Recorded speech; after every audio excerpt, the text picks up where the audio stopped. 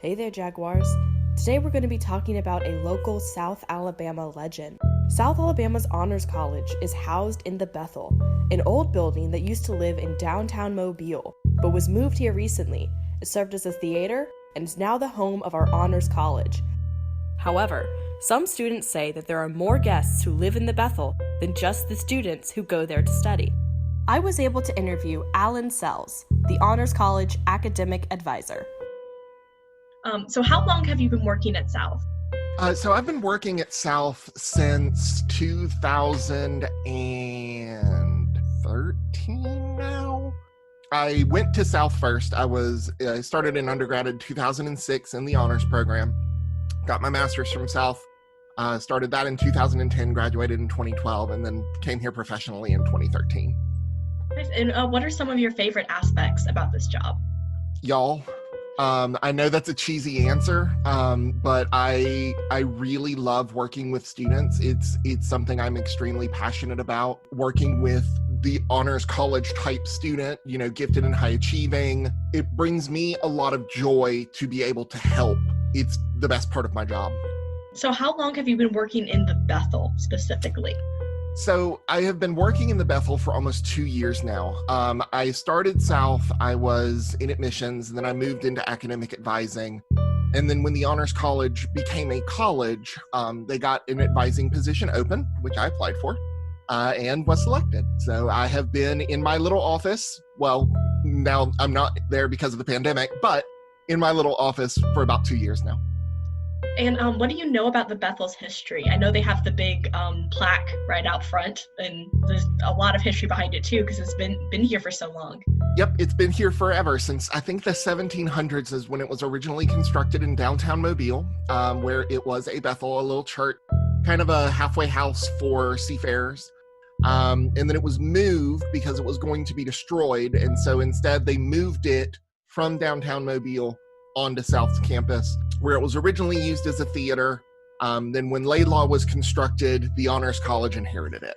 Okay, I didn't realize that it had gone through so many different hats to wear, I guess, so many different uses. All right, and I do have to ask, how do you move an entire building, like from one part of town to the other? From what I understand, they basically just picked it up from the foundation, like they dug under the building, inserted a bunch of stuff, and put it on a truck. Okay, and then that's enough to possibly transfer a ghost along with it. Apparently, because the captain apparently didn't want to leave. So before you sort of experienced some more like interesting stuff happening in the Bethel, like did anyone else mention to you that there was a rumor the Bethel was haunted? Yeah. Whenever I was a student, that was one of the first things I learned about the Bethel, is I was being shown around, and the guy's name's Ronnie Schumann, and he was like, oh yeah, this place is haunted, it's got these ghosts, and I'm just like, Ronnie, what? No. And then some things happened, and I was like, oh, I can't explain that. I don't know if I believe in ghosts, but I certainly can't explain the different things that I've seen happen, So do you think that the Bethel is really haunted? If there is such a thing as ghosts, I do think the Bethel is haunted. I am still not 100% sold on the idea of spectral afterlife. But like I said, I know that there are things that have happened in that building that I cannot explain and that others cannot explain. So I think there is something very special about the Bethel regardless. So what was the first thing that happened that sort of made you start questioning this? So the first personal experience that I had was I was a student. I was scheduled to meet a friend of mine, and we were going to study in the downstairs of the basement. It was pretty late at night. It was like 11 o'clock. I drive up, and the only other car in the parking lot is hers. So I drive up, and I go, and I'm getting ready to go downstairs, and I notice that she's sitting on a couch and she looks uncomfortable. And I was like, hey, Shukti, is everything okay? And she was like, no, I was downstairs, and there was this, it just felt really weird, and I just thought I'd wait for you up here. And I was like, okay, cool, let's go downstairs and get to work. So we go downstairs. And you know that little door that leads into the downstairs area right by the bathroom? It was open. And as we approached, the door slammed shut and we heard footsteps and silence. Now, folks that have been in the Bethel, both of the doors that lead out of the Bethel make a lot of noise when they're opened. Like, you can tell when someone is entering or leaving the Bethel. There were no noises like that. The only noise was the slamming of the door and the running of footsteps. There was no sound of anyone exiting, no nothing. We both freaked out. I tried the door. Did you go to check on this noise, or did you just we did go out of there? Really? Nope. Well, Shruti didn't want to, but I was bound and determined. I was like, no, if this is an upperclassman playing a prank, I'm going to find out. So at the time, we had keys that would let us into the Bethel, and the key worked in the door. And so I unlocked the door and opened it. There was no one there. The other door had not been opened. It didn't look like, and back then, the stairs were kind of broken. So you could hear easily someone going up those stairs. There was nothing. There was nothing there. I did a round of the Bethel. There was no one there. It was still just mine and her car out in the parking lot, but there was no one there. I don't know what happened. I don't know what, but from then on, Shruti would not go in the basement unless it was like during the day and in a class. We spent the rest of the night studying upstairs, and even then she was not happy about it. You still studied in the Bethel after all this? Neither of us lived on campus, so we didn't really have a place to go, but we had a test the next day, so we really needed to study. And so it was just like, I guess we're just gonna chill here, and nothing happened. Everything was fine. We played music to try to make us feel better, but it was creepy. The ghosts respect studying for exams. Apparently, I think so. Although I have heard a friend of mine who was down there studying had some books closed on them. Like, they had left their books open and then went into the restroom. They were the only one in the building, and when they came back, all of their books were closed. So, you know, kind of, I think the little girl just likes to mess with people. I think that's kind of more what it is. So you mentioned a little girl. I have heard that there's two sort of ghost people ascribe to the Bethel. Like, what are those ghosts, and like, what do you know about them?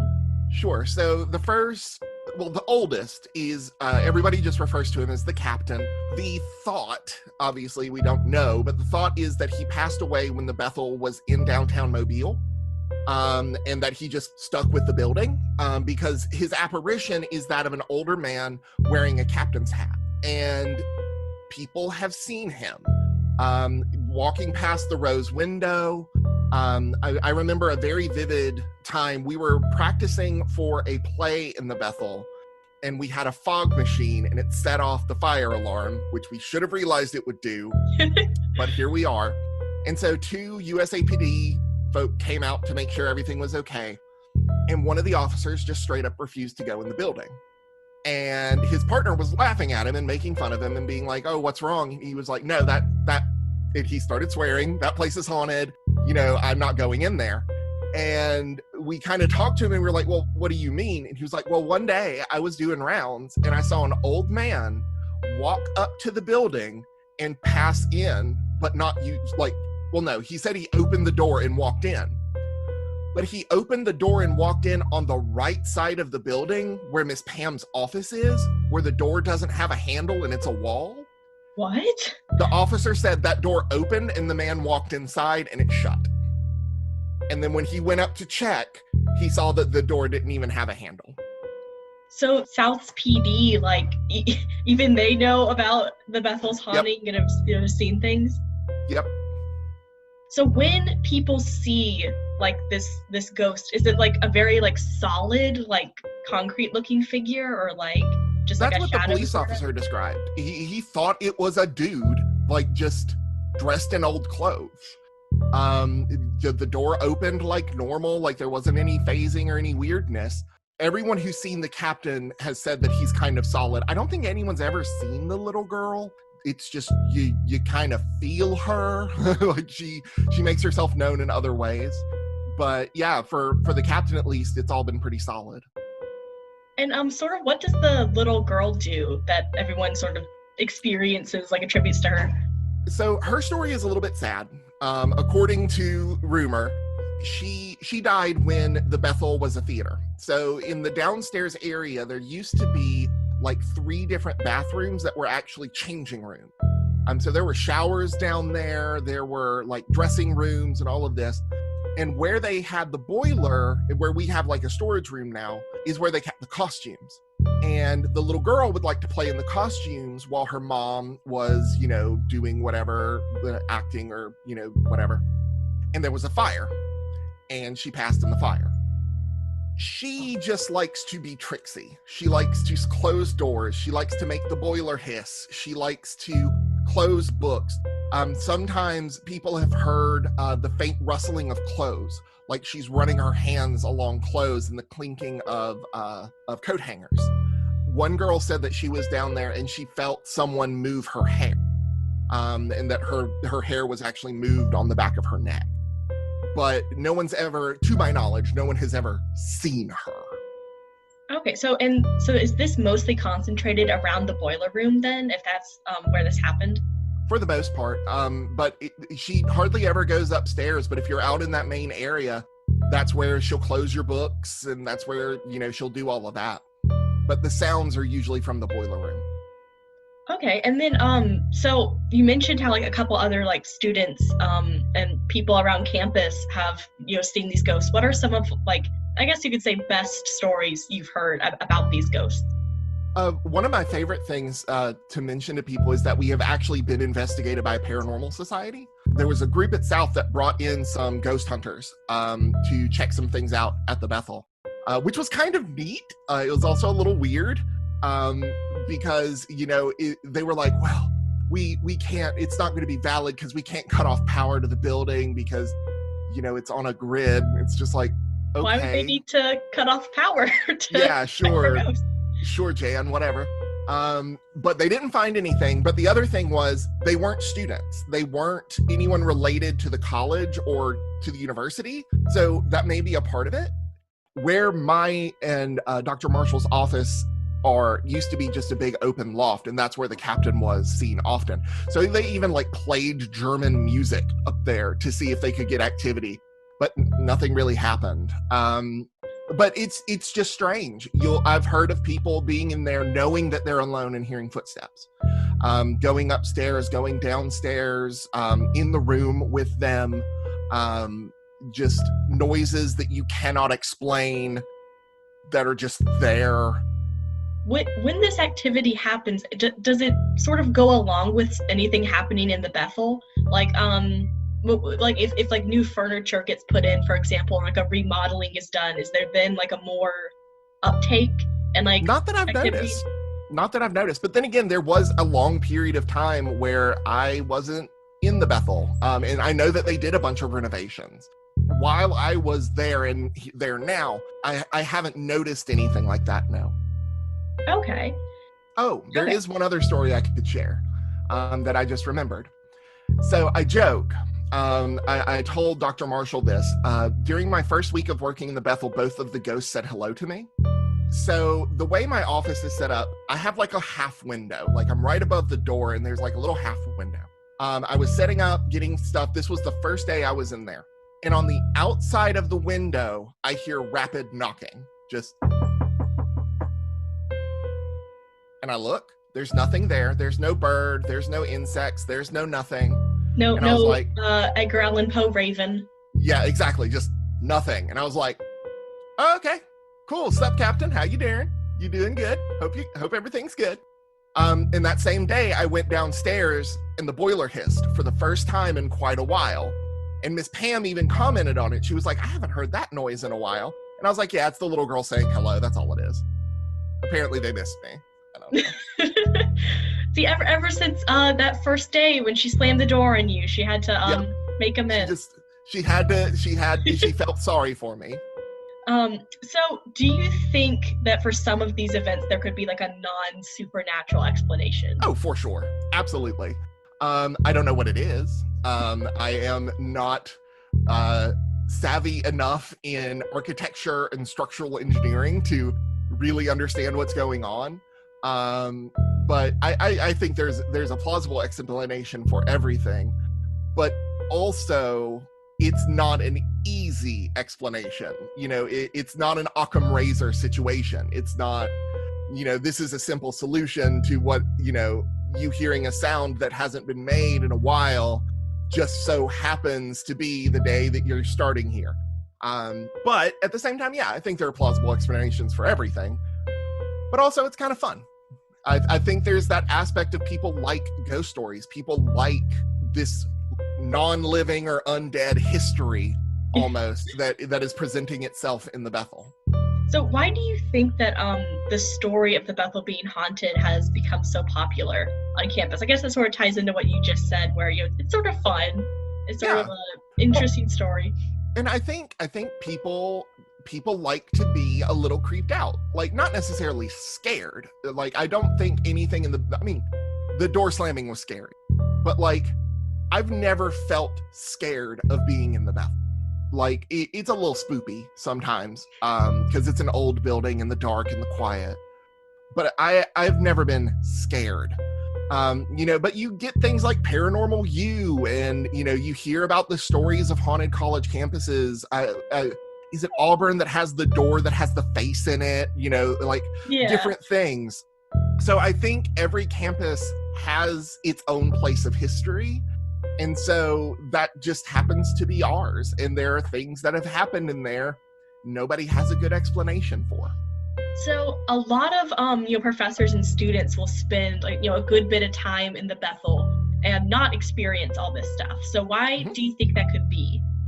I don't know, honestly. Coincidence? It could be any number of things. It could be they're not looking for it and they don't know what to look for, and they don't know, maybe they don't know that there's anything amiss. Often I remember when I first told Dr. Cook that the Bethel was supposed to be haunted. She had been working there for like a year, and she was like, nobody told me this. And I was like, people don't really talk about it. It's one of those things that people know, but they don't talk about. So I think it could partially be that. I think it could also partially be that there are plenty of explanations for things and nothing's actually going on. But I also think that if you go in and this is true of a lot of things, but if you go in looking for something, you're going to find it. And if you go in, thinking to yourself, well, is there something going on here? You're more likely to see it than if you're just going to be like, it's just a normal building, a normal place, and a normal everything. You kind of have to prime yourself for it almost. And so what is one thing you would want to tell students about this, or sort of like reassure them about all these stories? That no students have been harmed in the making of these stories. I have never heard of any kind of violence, any kind of harm or anything like that. Like I said, it's some spoopiness and some jump scares, but nothing major. If anything, people have looked at the captain as a protective spirit, that he's there with the building because he wants to stay there and make sure it stays safe. The Bethel is a safe place to be. Whether you believe in the spirits or not, it's a safe place. And, it's a cool place to explore history and learn a little bit about what went on in the building before you got there. Also to keep an open mind. And if you experience something, don't just throw it away and be like, that couldn't have happened. Ask yourself, did it? What was it? And why? How many people who work in the Bethel have had stuff happen and think it was sort of going along with the Bethel's haunting? I think it's basically just me and Miss Pam. I don't think Dr. Cook has experienced anything, and I know Dr. Marshall is a firm non-believer. So, I think it's just the two of us that have kind of seen the stuff. But it's also, those things don't usually happen until late at night. And so if you're not there, you can't really experience it, because as a rule of thumb for all things spoopy, it doesn't happen in the light of day. The sun keeps the spoopy away for some unknown reason. People have sort of ascribed history to these ghosts and who they are, what they want, sort of their backstories. Has anyone ever found historical records talking about people that these ghosts could be, or is this just more like speculation? So at least with the captain, it's straight speculation. With the little girl, I have not personally. I probably should, but I have not personally. But someone did look into it, and there was a person who died. Like that is a thing that they confirmed. I didn't see it. I haven't looked it up. But there is a confirmation that a young woman died in the Bethel. So like that we know. But the captain is just wild speculation. All right. I did hear one person jokingly mention that the captain could be the Old Man of the Sea statue out in front of humanities. Probably because it's a very terrifying statue if you don't know really it's there and you just round the corner. I don't understand it. It's in such an odd place. But yes, it can give you a spook for sure. Has this activity affected how you feel about working in the Bethel at all? No, definitely not. Like I said, I've never been scared of the Bethel. Even after having that experience, even after it's always just been home. And so whenever I got the opportunity to work again, and the advising position for the Honors College came up, one of the things I talked about with Dr. Cook was it would feel like coming home. The first year that I was a student at South, I was a commuter, and my parents' house is 45 minutes from campus. So I've spent nights in the Bethel. I've showered in the Bethel. I use that place literally as a second home for the first year that I went to college. So no, absolutely not. The Bethel is probably, aside from my own home or my parents' home, the Bethel is probably one of the places I'm most comfortable in the world. I think that's a really good way to sum up the Bethel. That really is just a safe place and a home and a haven for the honor students, whether they need a study space or just a place to sit around and talk with each other. Thank you for doing this interview. This was really You're very interesting. welcome. It was a lot of fun. Despite all of the student accounts, some people in the Bethel still maintain that there's not much going on after all. I was also able to interview Dr. Douglas Marshall, who's worked in the Bethel and the Honors College for a very long time. So to start, how long have you been working here at South? That's a good question. Now that I think about it, I think I'm about a third of the way through my 16th year here, I believe. And what are some of your favorite aspects of your job? There's a lot that's nice. I like, obviously, the students are good. That's part of the reason you do this kind of thing. I like that I get to do a lot of different things in a given day that I teach some of the time, but some of the time I'm working on my own stuff, so I get to write. And some of the time I'm doing something completely different, which is organizing, cooking some grilled cheese and donuts outside. So it's nice that it's always a lot of different things. And one of the things that's been nicest about South overall is that pretty much anything I've ever wanted to do, I've been able to do. South has been really good about, if you have an idea, I'm not saying they always make it easy, but you can do it, which has been really nice. And how long have you been working here in the Bethel? In the Bethel.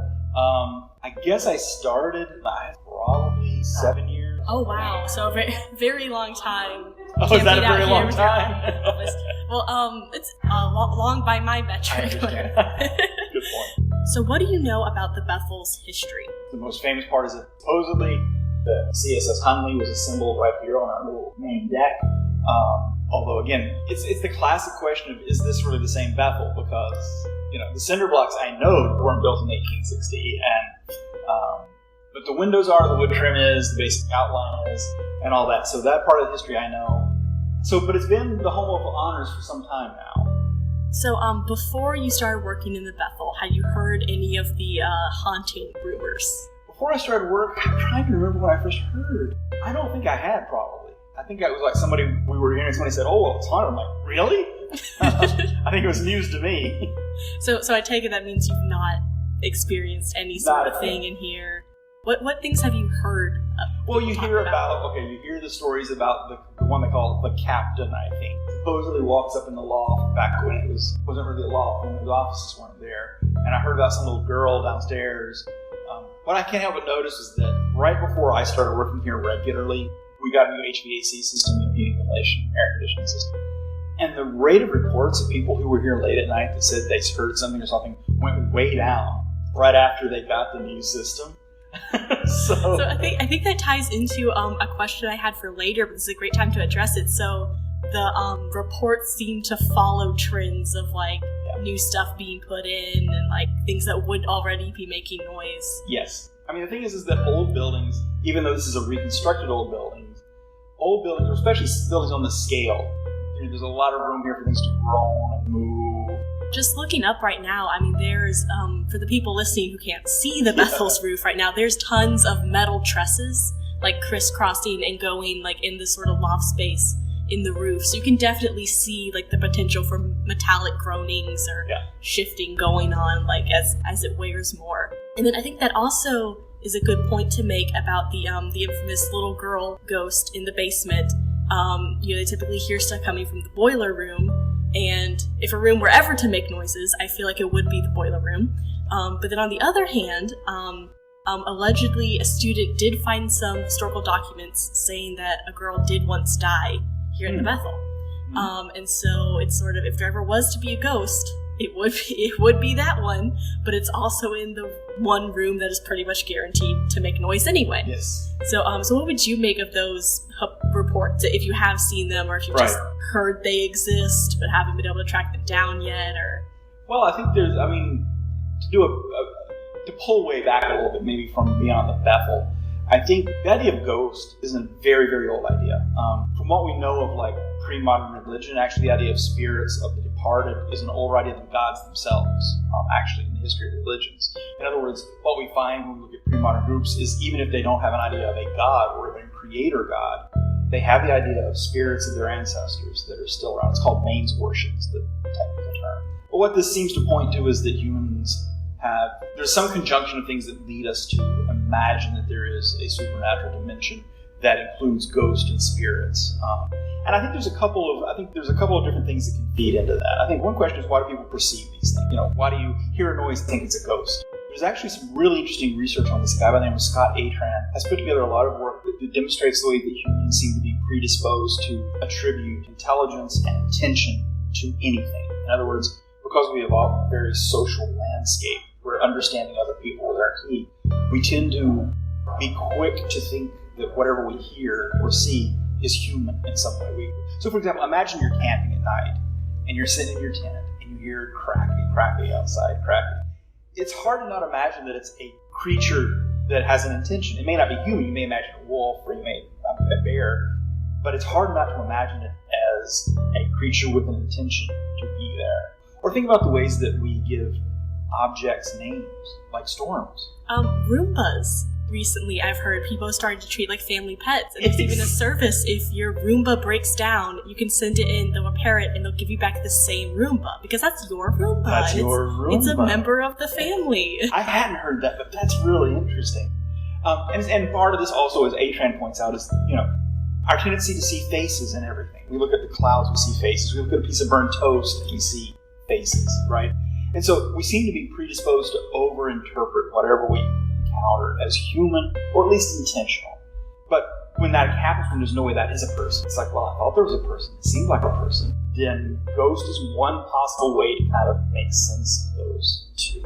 But I think there's also another dimension, and that is, so part of it is why do people see ghosts?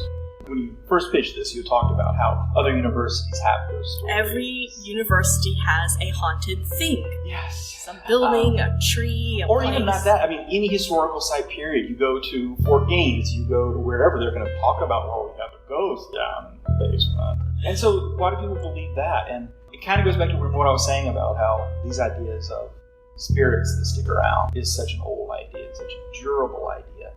I think part of it is people trying to just, people would like to believe it because it's part of a bigger piece of trying to understand mortality. People often talk about the belief in the afterlife. People are afraid to die. So the research suggests that pre-modern groups are not really afraid to die. They see it as part of a bigger process, and blah, blah, blah. But what I think is interesting is that what they do have trouble with is making sense of how this person existed, they lived, they died, they had dreams, they had hopes, they accomplished these things, and suddenly that vanishes. The idea that personality vanishes is not easy for us to grasp. And so I think that the idea of a ghost, there is this way in which what that person was isn't gone yet. There's a lot of pre-modern religions that believe that you're not dead, until the last person who remembers you is dead. So, you know, if you look back at like African religions and their emphasis on witchcraft to them is strictly using your ancestors that just died to hurt someone else.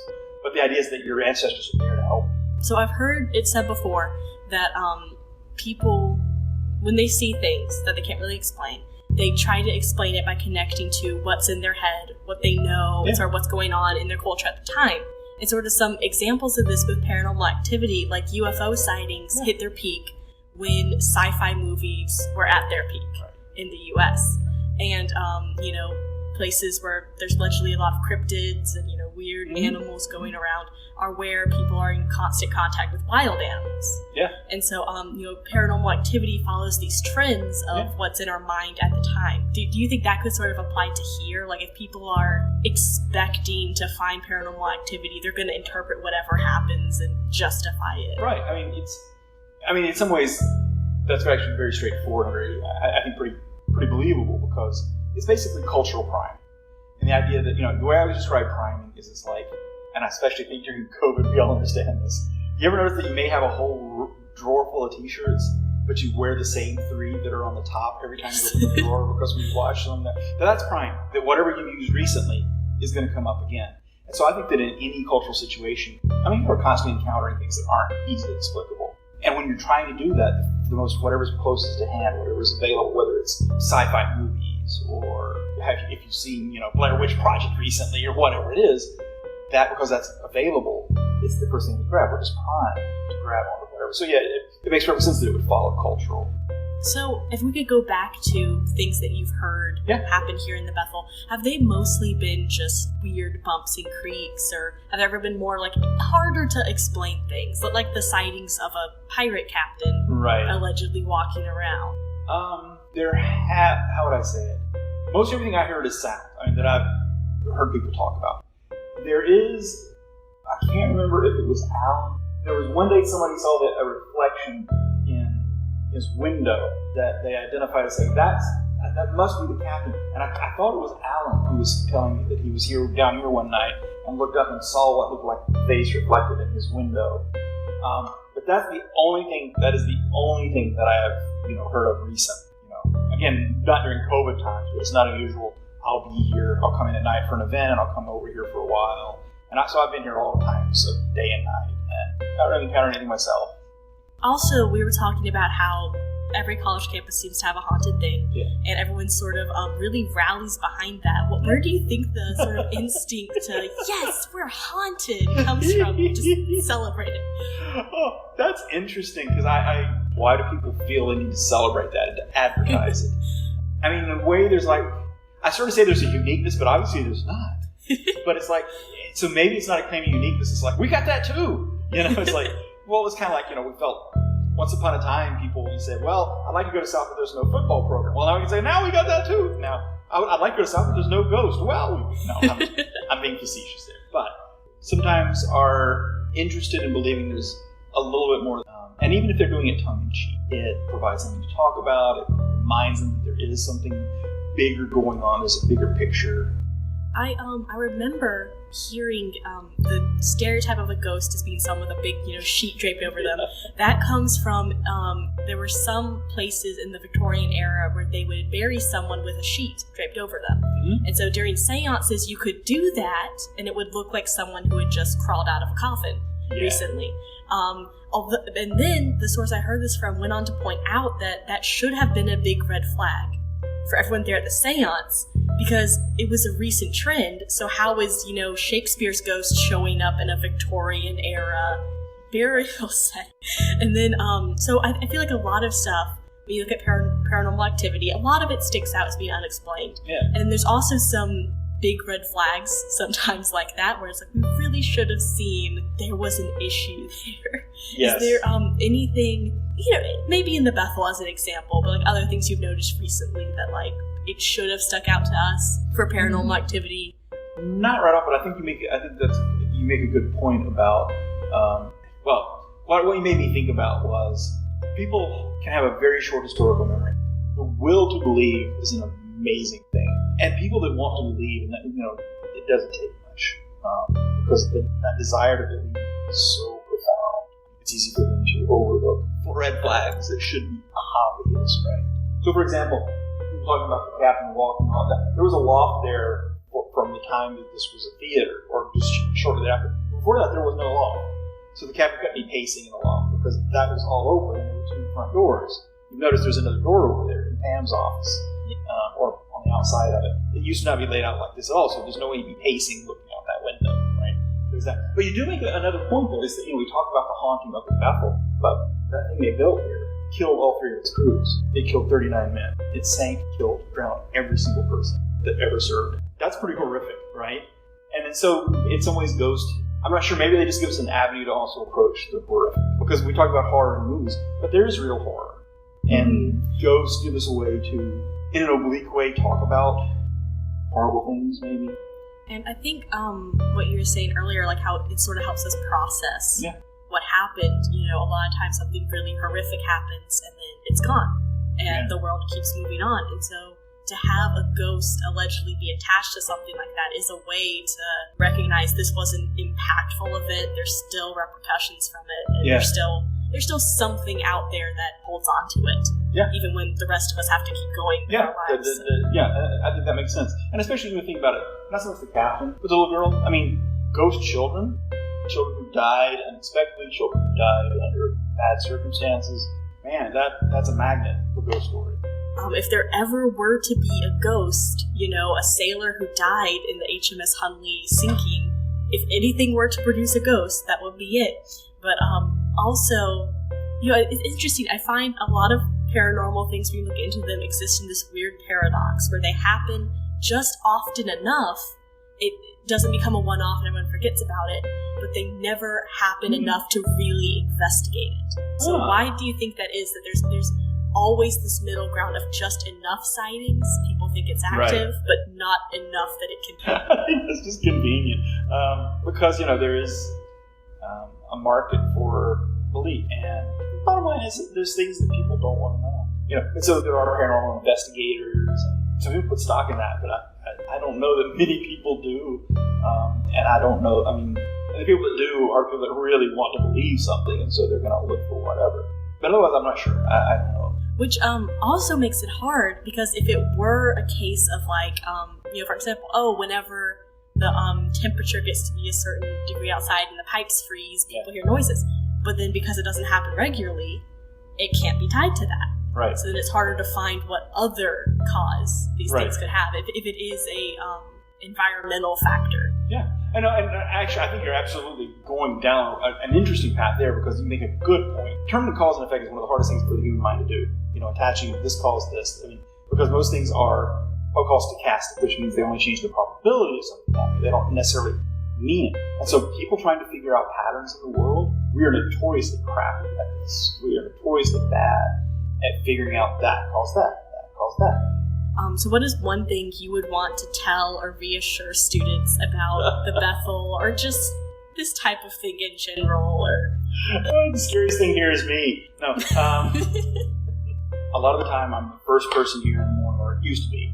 And I'd be here at 7:30, and there'd be 6 students studying. They've been here all night, and I check in on them. And they see nothing. If you add up the number of hours of people that have been here all night, it's like we're under surveillance here, basically.